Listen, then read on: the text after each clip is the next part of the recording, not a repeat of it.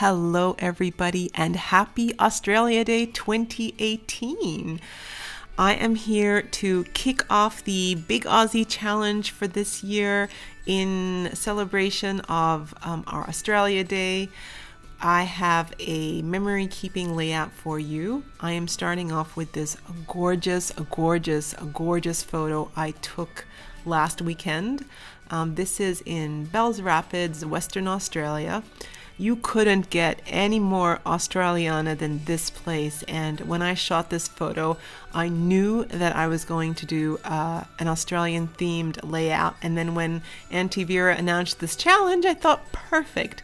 Now to add even more perfectness to this, I am using two items from the January kit. This is the Tim Holtz stencil and the AVSC Craft Open Road stamp set. I think that they will go perfect with what I have in mind. I am working in my DIY traveler's notebook insert that I made. I'm going to leave a link below so you can make one yourself. So as I look at this picture, I am seeing a whole lot of colors. I see blue, I see green, I see white from the froth on the from the rapids. I see orange and yellows in the stones in the foreground. I also see black in the shadows. This is such a gorgeous palette, and what I'm going to do is try to incorporate each of those colors into my layout. And I love how the scrapbooking paper that I use at the moment goes really well. I love how it has faint outlines of flowers. It kind of sets the mood for me. So I know for sure that on the left hand side I'm going to put my photo, and then on the right hand side I'm going to kind of do like an ode to Australia Day. I'm grabbing my jet black archival ink, and I'm grabbing my cool, I think it's called Cool Graphite dye ink pad from Ranger, because I'm thinking that I'm going to do a few different stamping styles. Now the first thing I wanted to do was I grab this stencil and I grab one of my finger daubers, and I grab the one that says Vintage Sepia, and seriously there is so much ink on this stuff that I don't even need to put it through an ink pad. I just use whatever is on the dauber and it lasts the whole way through. And so what I'm doing is I'm just moving the stencil around in a brick-like fashion so each line is alternating. And I don't mind that the words don't go all the way to the end. I think it adds a little bit of pattern. I just love this stencil. This stencil is perfect for any travel theme or like wildlife. It was just the perfect background addition to my photo and my layout, I feel. I'm loving this. This is gorgeous. I should stencil more often. Look how great a background that looks. Now I'm looking at my photo and it's just a bit too big for the page. I'm in a dilemma because on one side there's a bridge, on one side there's the overhang of the tree, and I do decide to take a little bit off the bridge because there was someone walking in there, so I thought, oh, we'll just get rid of that person. So I did decide to crop it there. What I'm doing now is I want to layer my photo, and I'm going through some of my offcuts, my scrappy scraps, and everything is not looking like it's gonna match. Nope, that's awful. Nope, that looks horrible. That's not gonna go. Nope. So my scrap box is of no use to me in this occasion, so I grabbed my 6x6 pads and I'm going for like earthy colors. I'm looking for the same colors that I wrote down earlier, and I try a few things there. Green looks okay, but I do love the look of the black, so I go back to that first black. I thought at first that I was going to use that wood grain. I found this horizontal orange, and I know that, look at that, that's going to look perfect. So black, and I also find this other piece of paper that looks like a wood grain black, and that picks up the wood grain from the tree in the focal point. So I really love how that layer of black and a little bit of orange peeking, that is perfect for me. I do change it for this one I like the wood grain paper. It really picks up the wood from that dead tree in the middle there. So that's my layers, I think. I think that's looking really good. Now the photo is still too big and I will have to bite the dust and take off that foliage from the side on the right hand side.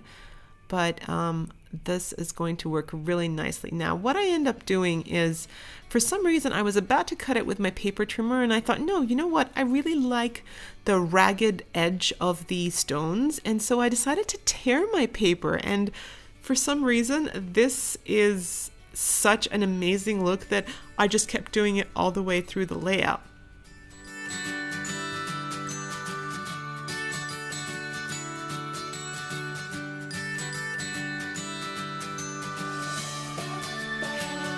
So I'm going to do it here again with the orange. I'm just going to mark approximately where I wanted the paper, and then I am just going to use my steel ruler and tear it off neatly, and then decided that I wanted to tear it up even more and layered it up that way. And I'm so happy with how it looks. It just adds more texture to the look of the rock, the jagged branches of that tree. It's just so beautiful.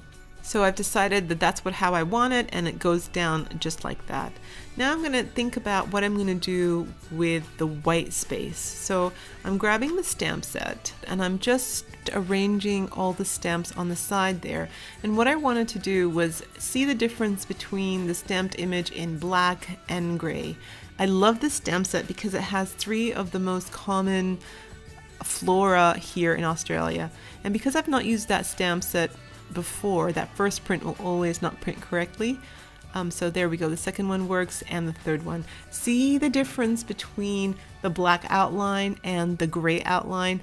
I quite love the look of the gray outline. It is very painterly. It blends into your layout easier than the stark black edges of the one stamped in jet black ink.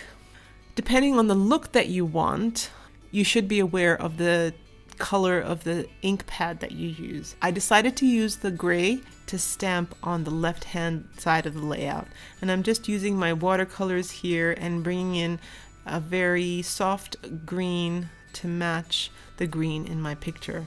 So this stamp is a stamp of a very popular plant here in Australia. It's called the golden wattle. Its proper name is called Acacia picantha. I hope I said that right.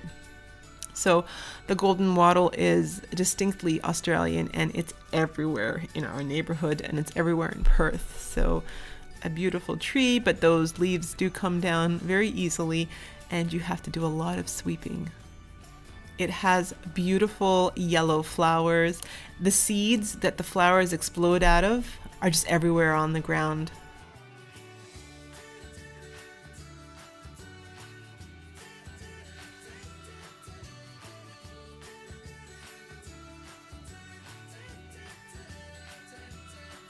So this next stamp that I'm stamping, this is Summer Beauty. Its scientific name is Corymbia ficifolia. I had to look that one up. This is a gorgeous, gorgeous flower. It has like really feathery, pinky petals, and how I'm achieving that is I'm using my flat brush and just sort of sweeping the edge of the paintbrush to create the feathered look of the flower. I'm then going back in with a darker pinky red and just adding more layers to give dimension to the flower.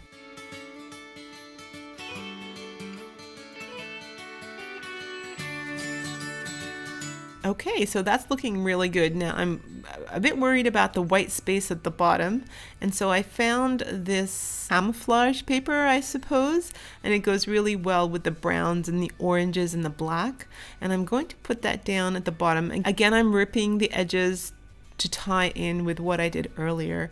I'm just using my double-sided tape to stick it down, and I'm going to cover some of the bottom stems of the Summer Beauty. The next thing I wanted to do was just add a really, really light wash of blue. I wanted to just cover up the white space that looked a little bit odd around the stamp. And remember, this is copier paper. This should not be getting wet, so I'm trying my hardest to add color without too much water. I ended up adding some jet black ink to the torn edges of the camouflage paper at the bottom there, just because I thought that the white looked a little bit stark against the blue watercolor that I put down. I then go through this 6x6 pad of #me by Craft, and I find all these sayings that are really, really interesting, but it didn't make sense with the layout that I was making, so I had to stop for a moment to think, what am I doing? So I am scrapping about this page, which is all about Australia, and today is Australia Day, which we are celebrating. So I thought, I thought about how much I loved Australia and how long I've been here. So we moved here when I was in grade 6, and I have loved living here ever since. We are so lucky to live here. We are really blessed living in such a beautiful country. The people are beautiful. Everything about our life is totally blessed. So I really loved some of these sayings that I came across. One says, find the blessing in everything, and that's exactly how I feel. The other one says #happy, which I am so happy living here. Australia is my home, and even when we lived in Toronto for a little while, I dreamt of coming back to Australia. And then the last one that I found says so thankful, and I am thankful to my parents who immigrated here when we were kids and made Australia our home. So thinking about what I'm doing really helped me pick out the correct sentiments. So the next thing I wanted to do was die cut some letters so I can spell out Happy Australia Day.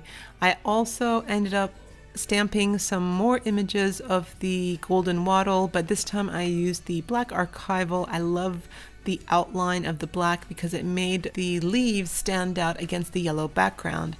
For the Happy Australia Day letters, I ended up using a pattern paper that looks like, the arrival board when all the letters flick over. I thought that looked exactly like that. So it kind of reminded me of always being in the airport, arriving in Australia from wherever we were. So that was why I chose that paper, and it makes me so happy just looking at it. The third image in the stamp set is this protea. I should actually call it King Protea. Its scientific name is Protea cynaroides. This is a beautiful plant. I have one in my background.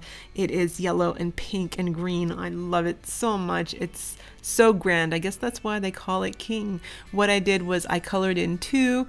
I stuck one down with double-sided tape, and the other one I put on 3D foam tape underneath the day. The two different ones are colored one's colored in pink and one is in red, and I love the two differences. I then found a last sentiment in that same 6x6 pad, and it says, life is so precious, be grateful for every little thing. And I sure am. And I ended up putting some of that black pattern paper behind it to make it pop. I then looked back and thought that the camouflage paper on the left-hand side was a little bit out of sorts.